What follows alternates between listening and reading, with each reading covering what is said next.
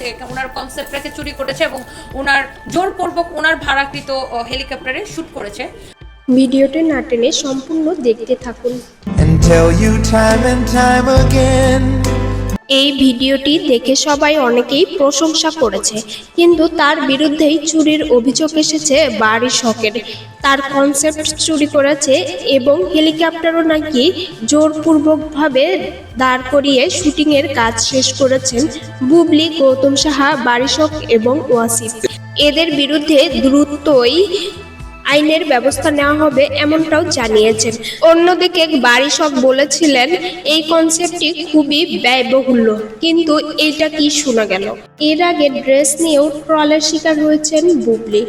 তবে তন্নি বলেছেন বারিশককে অবশ্যই ক্ষমা চাইতে হবে, কারণ আরেকজনের কনসেপ্ট চুরি করতে পারেন না, জোরপূর্বকভাবে হেলিকপ্টারও আটকে রাখতে পারেন না শুটিংয়ের জন্য। দেখা যাক বারিশক কি বলেন। বিনোদন জগতের আপডেট পেতে আমাদের পাশেই থাকুন, সাবস্ক্রাইব করে